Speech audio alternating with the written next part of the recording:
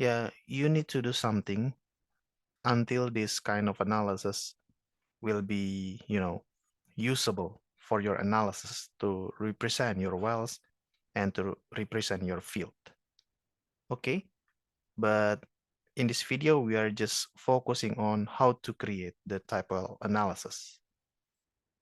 And we can also change it, click on edit and then normalize using start production.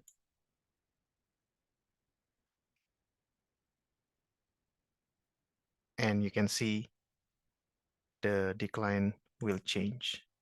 Okay, so, just using the software, it's not the main thing. Just because of you using the software doesn't mean that you have utilized, or it doesn't mean that you have created a good analysis. No. So the software will just, support us to perform the analysis, but most of the time we need to do something instead of just taking the instant result from the software directly.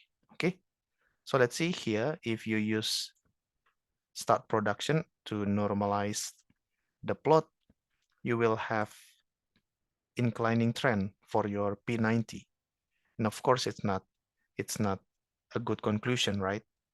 Okay, so we must have the declining trend rather than inclining trend. So of course, the P90 it's not correct. You need to do modification, all right? But by the way, remember, we are plotting all the completions which may or may not be from the same reservoir.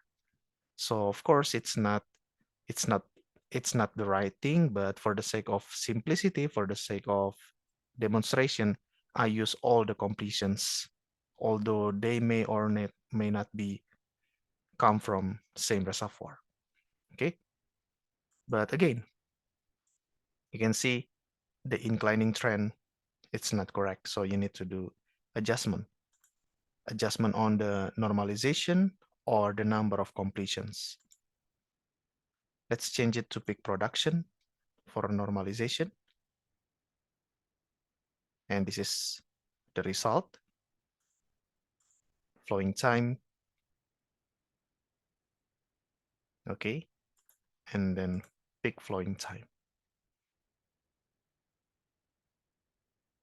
Okay. And go back. None.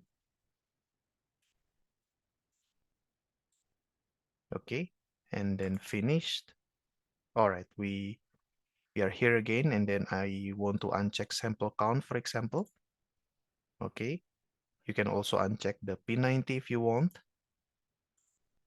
Or you are just concentrating on P10, P90, and P50. So you can uncheck the P average. You can also uncheck the PF. Okay, so there you have it, your P10, P90, and P50. And of course, the decline values.